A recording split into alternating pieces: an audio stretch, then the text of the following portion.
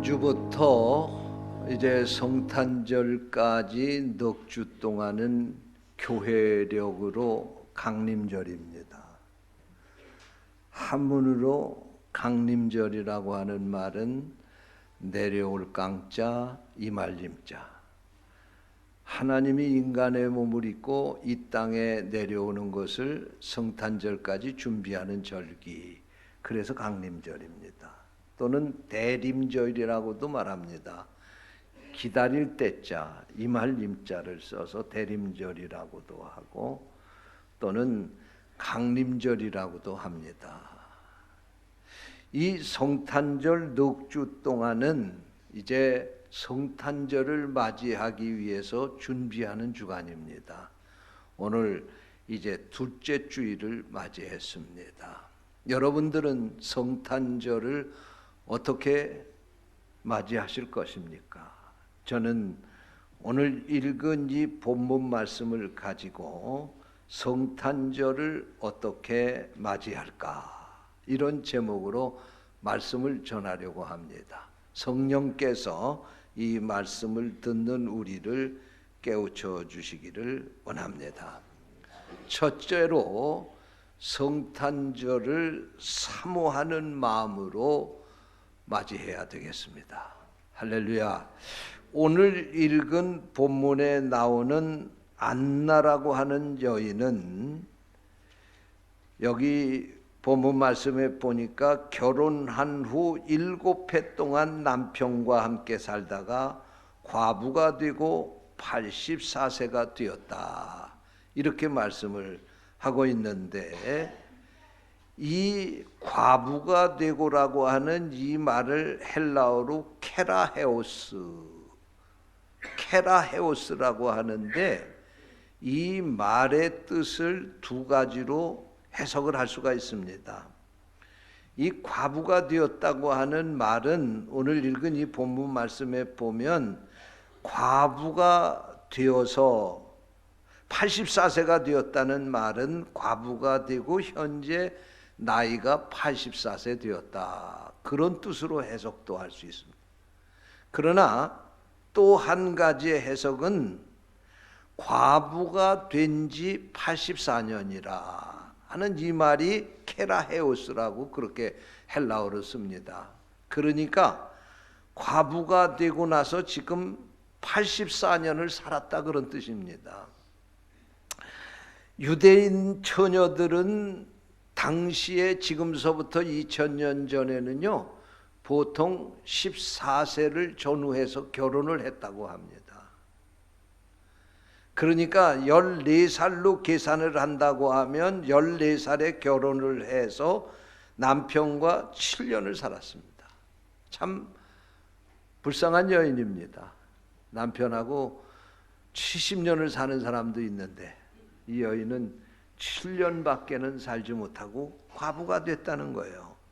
그리고 나서 과부가 된 지 84년을 살았다고 하면 지금 우리가 이것을 대충만 계산해도 이 여인은 105살이 됐다는 얘기입니다. 그러니까 이 케라헤오스라고 하는 이 말을 우리가 쉽게 얘기하면 그런 거예요. 이 안나라고 하는 여인은 지금 나이가 적어도 84세이고 많으면 105살이 됐다 그런 얘기예요. 여러분 최소한의 나이로 따져도 84세라고 하면 젊은 나이가 아닙니다.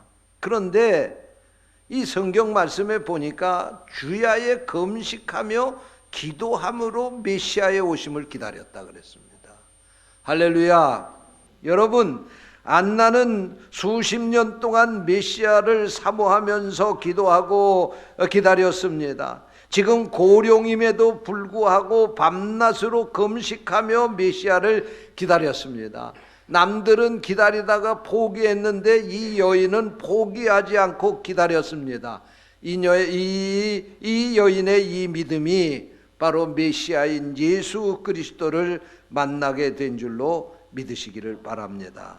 여러분 우리가 성탄절을 기다리는 이유는 성탄절에는 즐거운 행사가 기다리고 있기 때문이 아닙니다. 성탄절에는 산타클로스 할아버지가 오셔서 선물을 주기 때문에도 아닙니다.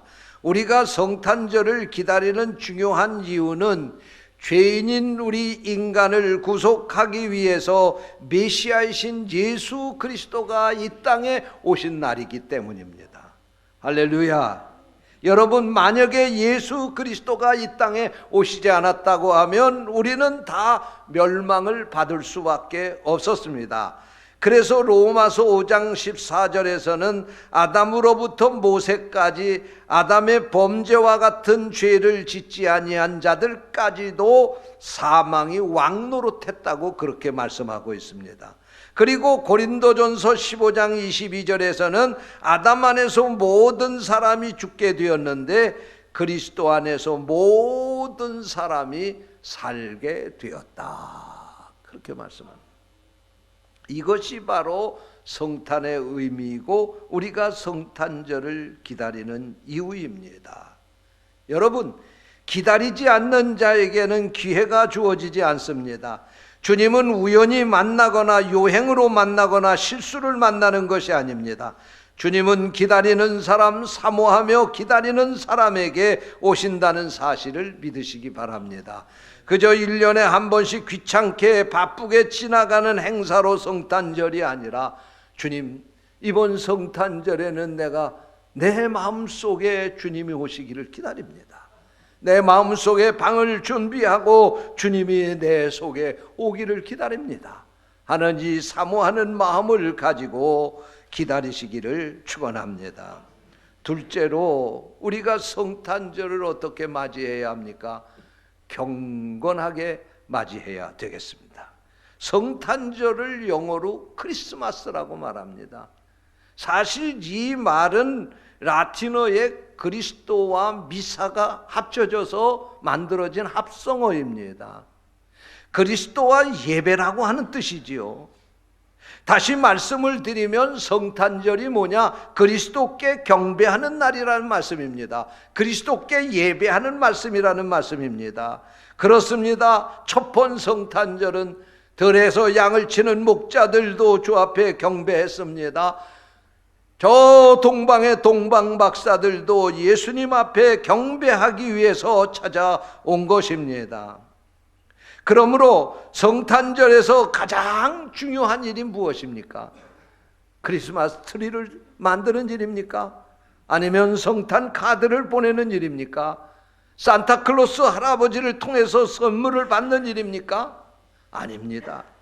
성탄절의 가장 중요한 일은 이 세상에 오신 예수 그리스도에게 경배하는 일입니다. 예배하는 일입니다. 저는 어머니의 뱃속에서부터 교회를 다녔습니다. 그런데 솔직히 말해서 제 기억 속에는 성탄절에 대한 기억이, 예배에 대한 기억은 별로 남아있는 것이 없는 것 같아요. 어린 시절의 기억이. 성탄절에 어린 시절에 연극을 했던 기억은 나고, 새벽송을 돈 기억은 나고, 선물을 서로 주고받고 친목회를 하던 일은 기억이 나고, 밤을 새워가며 놀던 일은 기억에 깊이 남지만 성탄절에 어떤 예배를 드렸는지, 성탄절에 어떤 설교를 들었는지는 기억나지 않습니다. 오히려 밤을 새워 놀고 새벽에는 새벽송을 돌다가 아침에 졸려서 잠을 자다 성탄절 예배에 참석하지 못한 적도 있습니다. 여러분, 이것은 저뿐만이 아니라 오랫동안 신앙생활하는 성도들 가운데도 비슷한 추억이 많이 있으리라고 생각을 합니다. 우리가 분명히 기억해야 될 사실은 성탄절의 중심은 예배라고 하는 사실입니다. 그러므로 성탄절 계획 가운데 예배를 우선순위에 두고 계획을 세우시기를 바랍니다. 안나는 첫 번 성탄절 때에 자기 집 안방에서 주님을 만난 것이 아니었습니다. 캐롤이 울려 퍼지는 길거리에서 주님을 만난 것이 아니었습니다. 크리스마스 트리와 온갖 장식품으로 장식된 백화점에서 만난 것이 아니었습니다. 그는 성전에서 금식하며 기도하다가 이 땅에 오신 주님을 만났습니다. 오늘 본문 37절 말씀에 보니까 이 안나가 성전을 떠나지 아니하고 주야로 금식하며 기도하다가 주님을 만났다고 했습니다. 그렇습니다. 주님을 만난 자리가 바로 성전이었습니다. 사랑하는 성도 여러분, 이번 성탄절에는 여러분들의 계획 가운데 예배를 제일 중심에 우선순위로 놓고 계획을 세우시기를 바랍니다. 여행 가기 때문에 성탄절 예배 못 나옵니다. 이러이러한 계획 때문에 성탄절 예배를 드릴 수 없습니다라고 하는 이들이 한 사람도 없기를 축원합니다. 성탄의 중심은 예배입니다. 예배를 통해서 주님이 만나시는 것입니다. 요즘에 성도들이 신앙생활을 하는 걸 보면 우리 부모님 이전 세대의 성도들이 신앙생활하는 것과는 많은 차이가 있는 것 같아요.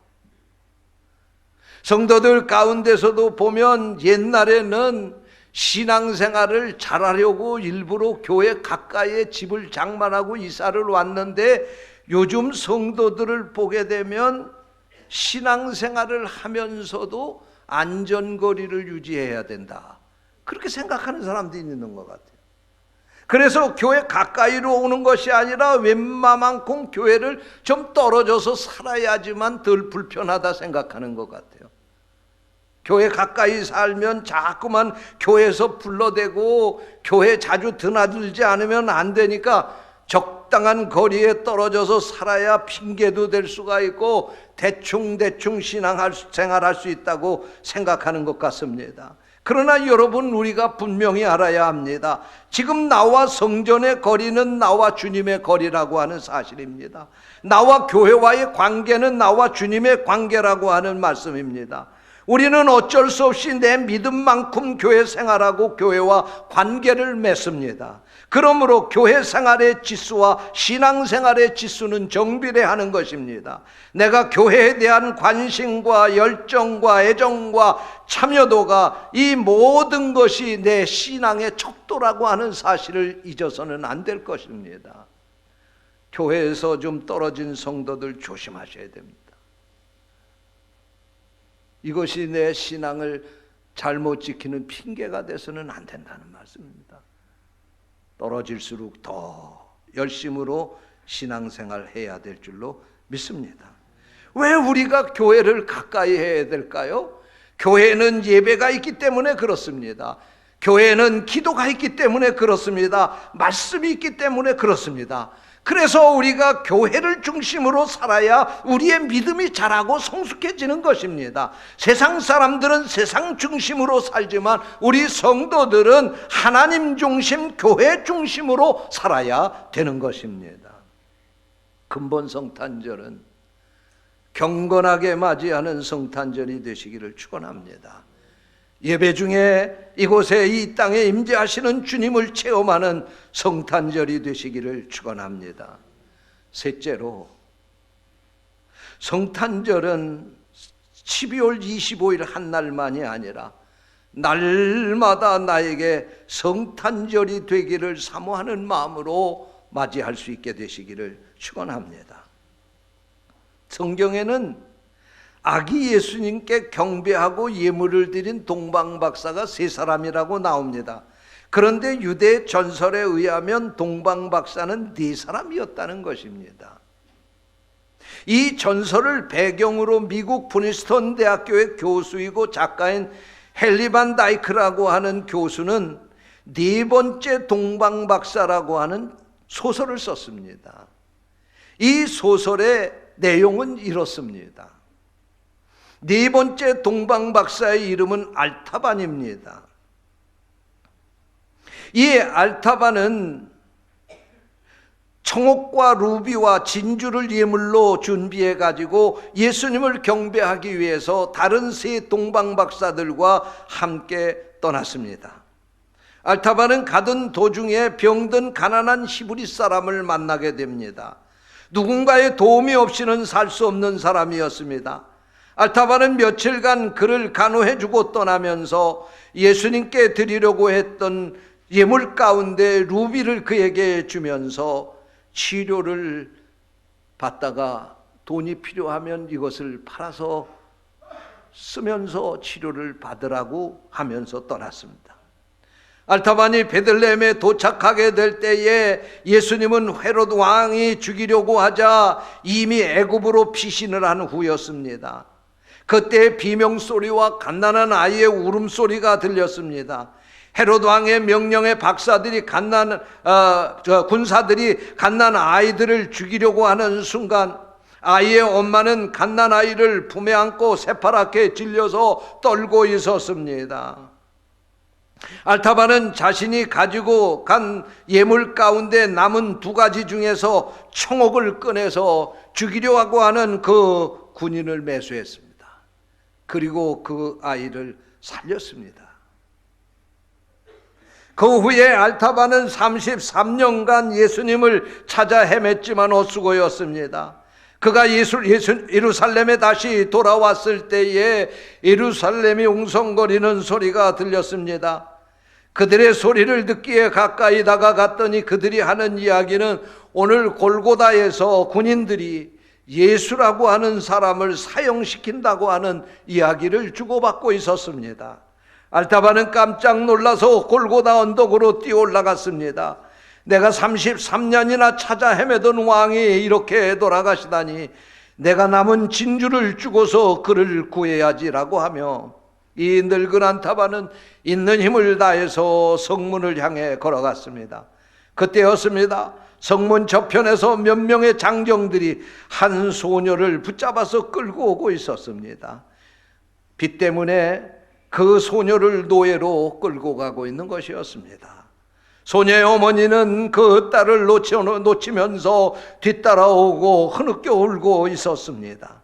알타반은 기도했습니다. 하나님, 이 진주는 저 사형당하는 왕을 위해서 써야 되지 않겠습니까? 그런데 이 소녀를 위해 진주를 쓰면 왕은 죽고 말 텐데 어떡할까요? 그러나 그 순간 알타반은 끌려가는 이 소녀의 철원 울부짖음을 보고 자신의 진주를 장정들에게 내어주고 노예로 팔려가는 이 소녀를 구했습니다. 이제 알타반에게 남은 선물은 없습니다. 이제 왕을 무슨 면목으로 보나 걱정하며 옮기는 순간 갑자기 예루살렘에 지진이 일어났습니다. 하늘이 어두워지고 집들이 흔들리면서 무너진 기왓장이 알타반을 덮치게 되었습니다. 70세를 넘긴 알타반은 피를 흘리면서 그 자리에 쓰러졌습니다. 알타반은 죽어가면서 마지막 힘을 다해 이렇게 기도했습니다. 하나님, 죄송합니다. 새로운 왕 메시아를 만나 경배하려고 평생을 찾아다녔지만 그분을 만나지 못한 채 이렇게 죽게 되었습니다. 그분을 경배하러 준비한 예물마저도 이제는 없습니다. 정말로 죄송합니다. 마지막 숨을 몰아쉬며 기도하는 그에게 하늘에서 음성이 들려옵니다. 이미 너는 나를 3번이나 보았는데 어찌 못 보았다고 말하느냐? 너는 내게 내가 배고플 때 먹을 것을 주었고 내가 병들었을 때 돌보아 주었고 목마를 때 마실 것을 주었느니라. 그러자 알타반은 반문합니다. 내가 언제 당신에게 음식을 주었고 목마를 때 마실 것을 드렸으며 병들었을 때 돌봐 드렸습니까? 그때 하늘로부터 또 음성이 들려옵니다. 진실로 네게 이르노니 내 형제 중 지극히 작은 자에게 한 것이 곧 내게 한 것이니라. 알타반, 너는 정말 훌륭한 나의 아들이다. 난 이미 너의 경배를 3번씩이나 기쁘게 받았다. 네가 소자들에게 한 그것이 바로 내게 한 것이니라. 네가 만난 불쌍한 사람들이 곧 나였느니라. 알타반은 이 소리를 들으며 평안히 눈을 감았다고 하는 이야기가 이 동방박사, 네 번째 동방박사라고 하는 이 소설의 줄거리입니다. 사랑하는 성도 여러분, 알타반의 이 이야기는 진정한 성탄의 의미와 진정한 성탄의 예물이 무엇인지를 우리에게 깨우쳐 주고 있습니다. 성탄절은 행사가 아닙니다. 성탄절은 예물이 아닙니다. 진정으로 우리가 그 예수님 앞에 가서 엎드릴 수 있도록 우리 삶 속에서 어떻게 사느냐가 중요한 것입니다. 여러분, 1년에 한 번씩 12월 25일에만 주님의 오심을 기념하는 날이 성탄절이 되어서는 안 되겠습니다. 날마다 우리의 삶 속에서 성탄하시는 주님을 만날 수 있도록 그렇게 살아가는 것, 이것이 바로 성탄을 맞이할 우리의 자세인 것입니다. 이번 성탄절이 이런 성탄절이 되시기를 축원합니다. 기도하겠습니다. 하나님 아버지, 감사합니다. 우리에게 귀한 말씀을 주시고 말씀을 통해서 우리가 어떻게 성탄절을 맞이할지를 깨우쳐 주시니 감사합니다. 이번 이 성탄절을 우리가 주신 말씀대로 준비하며 주님을 만나게 해 주옵소서. 주님의 이름으로 간절히 기도하옵나이다. 아멘.